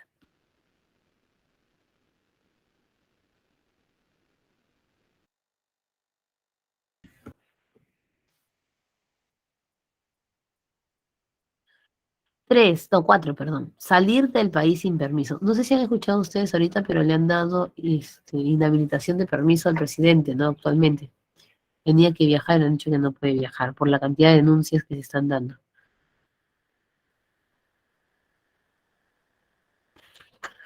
Pero es así, sí se puede, o sea, porque él no puede viajar sin permiso del Congreso.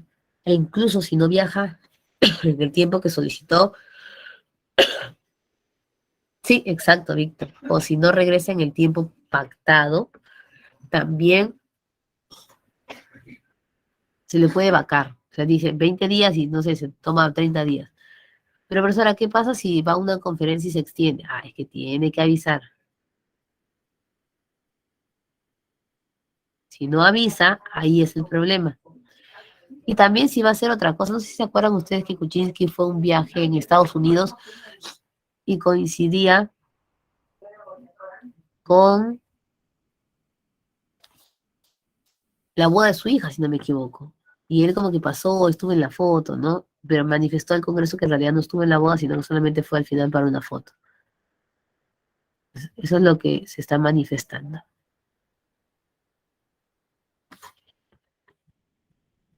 ¿Y qué es la destitución?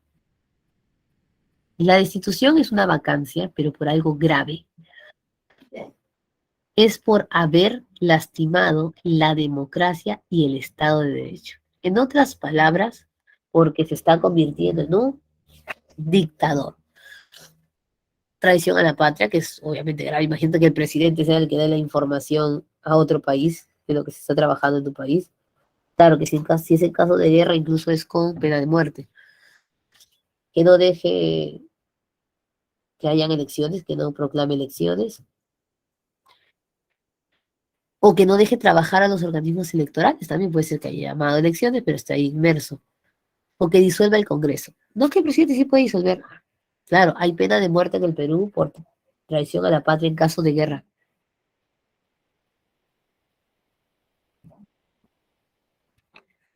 Si yo cierro el Congreso antes de denegado 2 consejos de ministro, eso es incorrecto o ilegal, mejor dicho. Por lo tanto, lo vacan por destitución y asume la presidencia el vicepresidente de la República. Y si no hubiese, por ejemplo, es así, ¿no? Primer vicepresidente, que en ese caso fue Vizcarra, Luego de Vizcarra vendría Arauz, pero renunció por el tema que ahorita vamos a explicar. Y de no haber vicepresidentes, el presidente del Congreso. Hay dos cosas que es importante señalar aquí. La primera es en cuanto a lo que pasó con Arauz.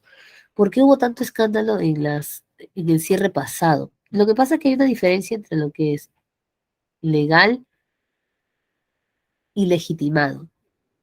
Hay muchos actos que se realizan que a veces no quedan claros, que sí que son legitimados. ¿Por quién? Por el pueblo y por el Tribunal Constitucional. Cuando se cierra el Congreso por parte de Vizcarra, se tienen que negar 2 consejos de ministros, pero la votación recién era en la tarde y él, bueno, cambiaron la hora, ¿no? Y él cierra el Congreso justo cuando iba a iniciar la votación, por lo que le dicen como una votación fáctica, que ya tenía la decisión. Pero por más que el Congreso haya decidido vacar, él tiene que esperar el conteo de votos final, o sea, se nota la votación. De lo contrario, no es una disolución completa. Entonces, se mandó a legitimidad del pueblo y del TC. El TC explicó que es válido como un cierre fáctico, pero en el caso del pueblo, ustedes saben que el pueblo siempre va a celebrar cualquier cierre del Congreso, así que ahí ya tenía una legitimidad fija. Y en el caso de lo de Merino, ¿se acuerdan? Si bien muchos no estaban de acuerdo con lo de Merino, o sea, no les representaba y todo, formalmente, después de no existir vicepresidentes, le toca al presidente del Congreso, que en este caso era Merino. Entonces, era un cargo formal. En lo que las personas no estaban de acuerdo era con la vacancia de Vizcarra. Pero ya eso lo llevaron al quien toca, ¿no? Entonces es el orden. Sagasti, por ejemplo, ¿por qué ingresa? Porque arma una nueva mesa directiva. Cuando Merino renuncia, toda la mesa renuncia también. Porque, bueno, por todos los escándalos y todo lo que había pasado, los que seguían tampoco querían gobernar. Así que hubieron nuevas votaciones en el Congreso y se presentaron 2 mesas. Eligieron la mesa de Sagasti porque obviamente los congresistas ya no querían quedar mal con el pueblo y eligieron la mesa de congresistas que hayan votado en contra de la vacancia de Vizcarra, como para tener legitimidad del pueblo. Y es así lo que pasó este año, en esta pandemia. Se podría decir que estos años de pandemia, el Perú ha tenido todos los procesos habidos y por haber. Si nunca sabías cómo se podían obtener cargos así secuencialmente, esto de vicepresidente, presidente del Congreso, una nueva mesa, si no sabías lo que era insurrección, insurgencia, todo lo has podido ver. Incluso has podido ver en la actualidad cómo pueden cambiar varias veces de un gabinete.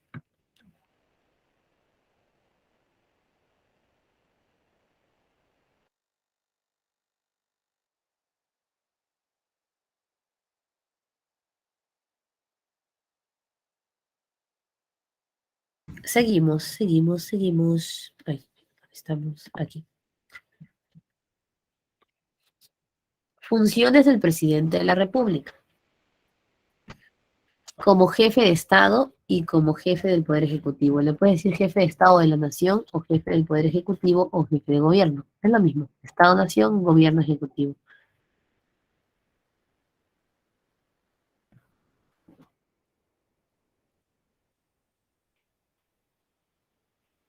Cumplir y hacer cumplir la Constitución Política del Perú. Eso es sencillo y obvio. Todos debemos cumplir la Constitución.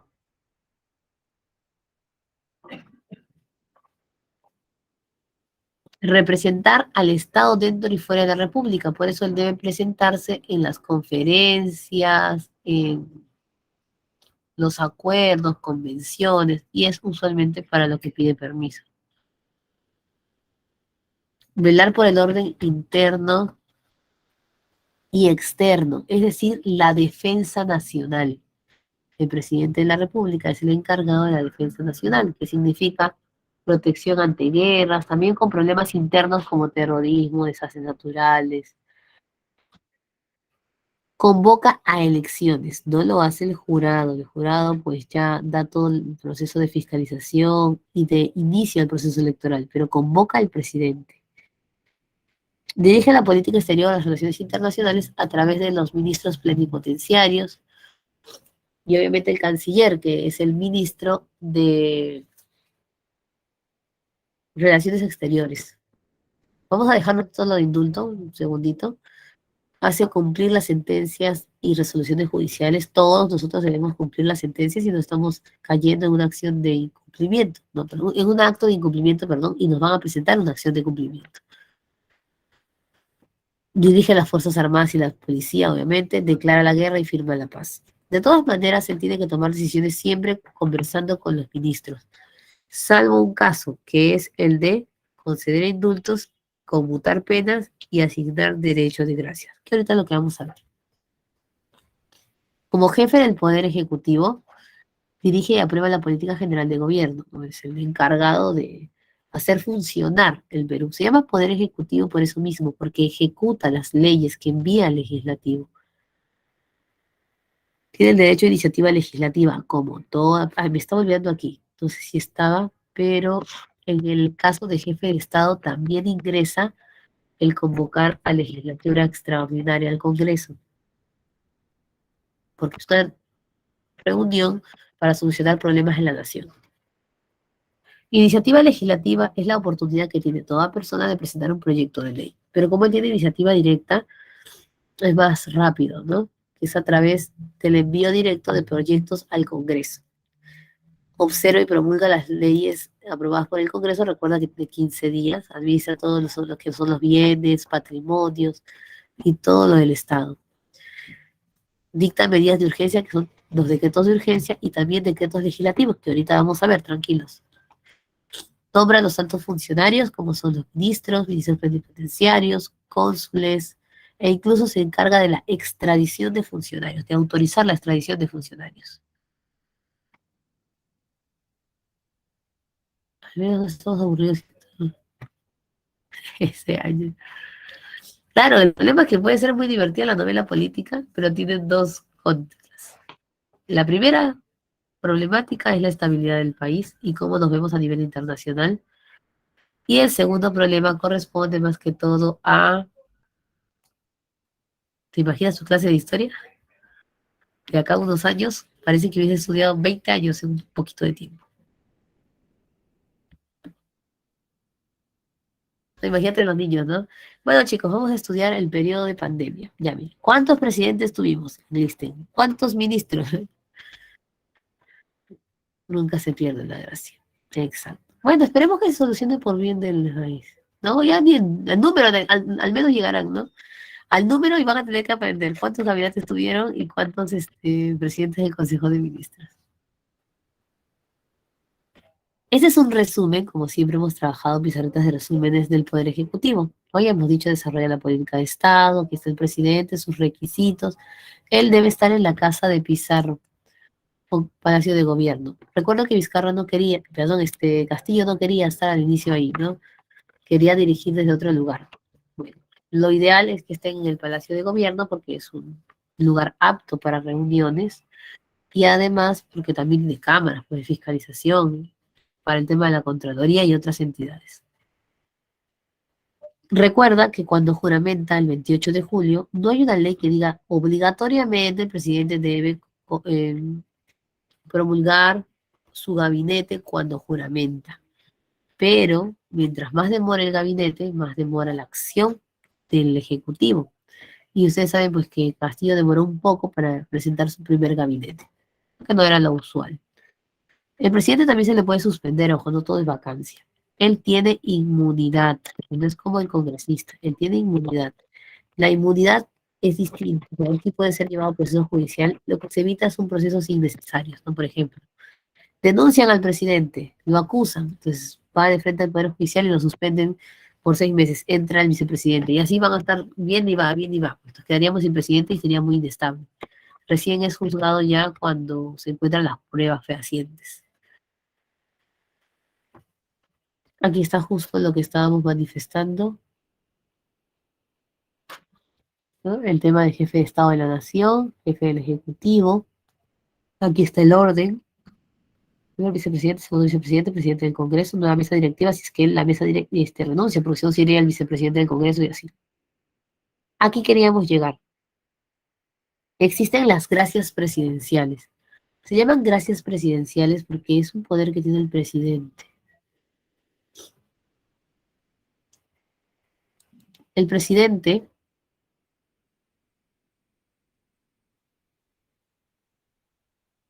como ustedes saben, puede tener el poder de liberar a personas de la cárcel.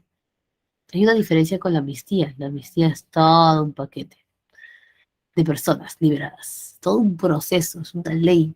Aquí es con nombre y apellido.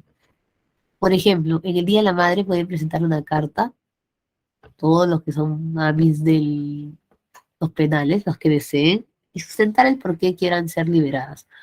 Puede ser que le conmovió el caso de Anita, supongamos, pero no el de Paola. Y son la misma historia, pero al presidente le conmovió a Anita. Anita sale libre y Paola no, porque no es que es una ley para todas.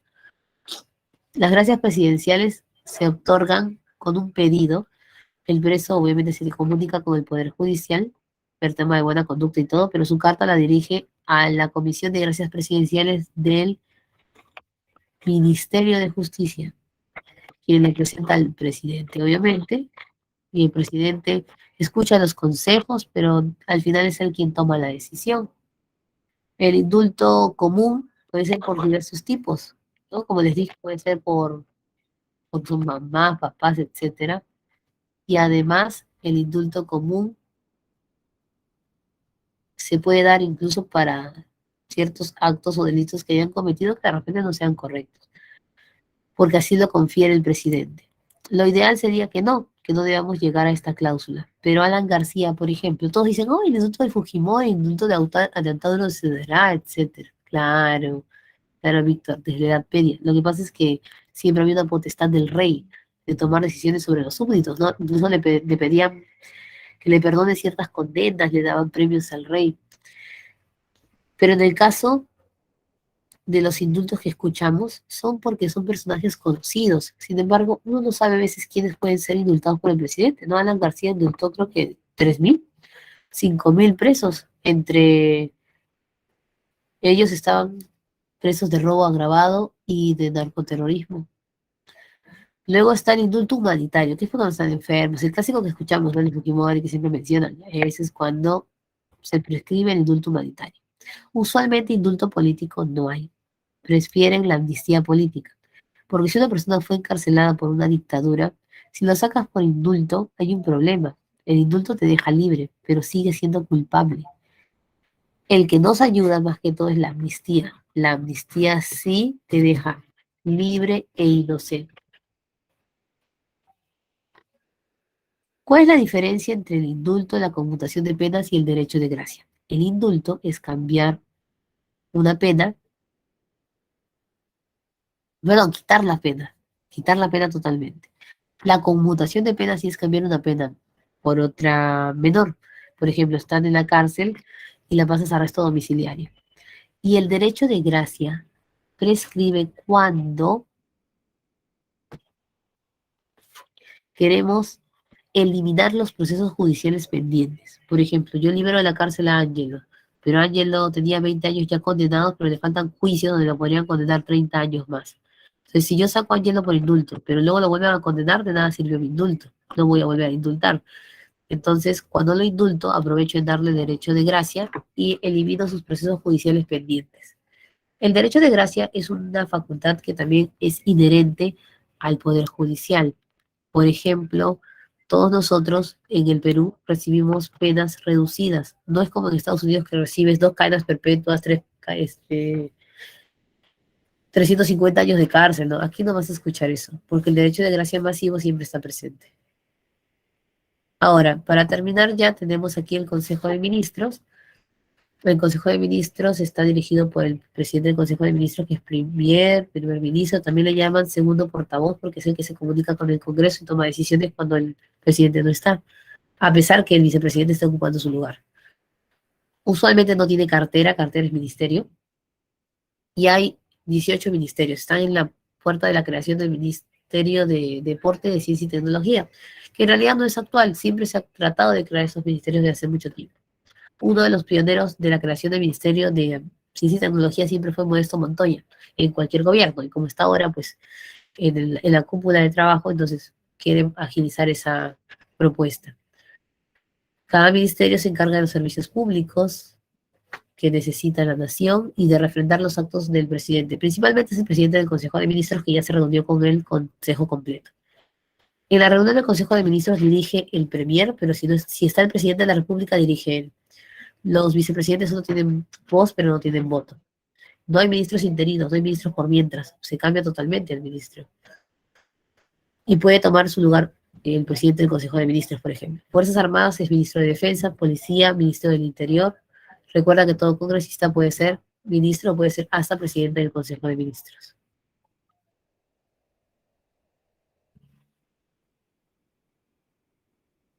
Y vamos cerrando ya.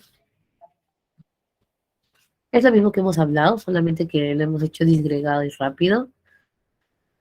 Aquí están sus funciones, la coordinación. Y acá están, ¿no? Los decretos. Decreto de urgencia es una emergencia económica financiera, es cuando hay estado de emergencia, es cuando tenemos inestabilidad, cuando no hay congreso, cuando estamos en interregno. Está el decreto de urgencia. Decreto legislativo, ¿se acuerdan lo mismo la semana anterior? Es el permiso que le da el Congreso al presidente para hacer leyes en una materia en un tiempo determinado, por ejemplo, de salud, por 6 meses. Y el decreto supremo es como el mecanismo de comunicación del Congreso que tenía su resolución legislativa, pues el presidente se comunica con decreto supremo, es como su oficio principal. Hasta los ministerios, nada más no te confundas, producción es pesca también, porque a veces no suena. Midagri ahora ya no es Ministerio de Agricultura y Riego, sino es de Desarrollo Agrícola y Riego.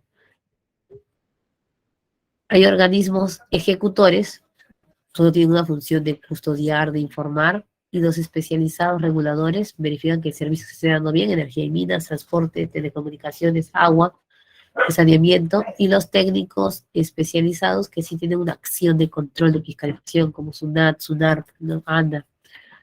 Ellos pueden estar adscritos a un ministerio o pueden ir de frente a la presidencia del Consejo de Ministros. Muy bien, chicos, tenemos aquí nuestras claves. Pasamos a dar las claves.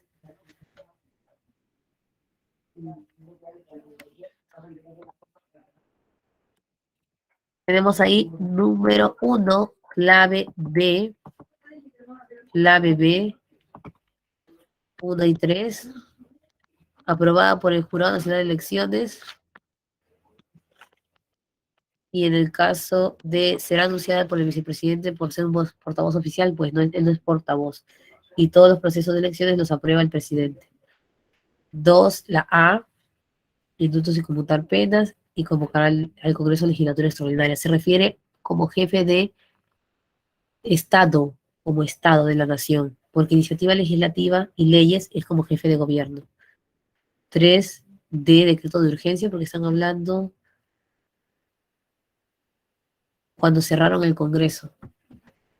Y aquí sería la A, no por temas también, gestión ambiental, cultura, está términos claves, presupuesto, pesca, producción, letra VADA.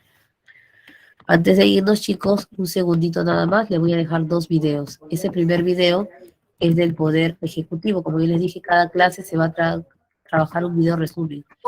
Este video resumen te va a informar todo lo que necesitas. Todo lo que hemos visto ahorita, todo está aquí. Y este segundo video, por ahí no, profesora, pero la amnistía, ¿qué era? No te preocupes. Este segundo video te va a comparar la amnistía que vimos la semana pasada con el indulto y el derecho de gracia. Lo único que no menciona el video es conmutación de penas, pero ya sabes que es cambiar una pena mayor por una menor.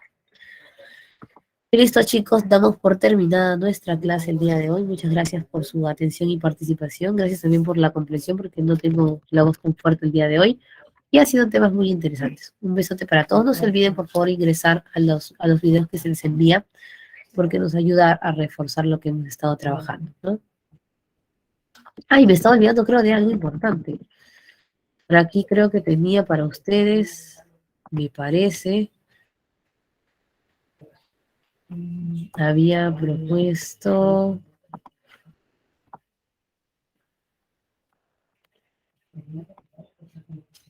un quizzes, si no me equivoco. ¿No? Un quizzes del Poder Ejecutivo para que practiquen. Aquí está. Les envío un examen en línea, así chiquitos como siempre. Y si no me equivoco, tengo un quiz de actividades económicas también activo. Aquí está, ¿ven? Actividades económicas en el Perú. Me estaba olvidando de esto. Listo, chicos. Ahora sí, concluido toda la información. Nos vemos, cuídense. Bonito fin de semana. Bye bye.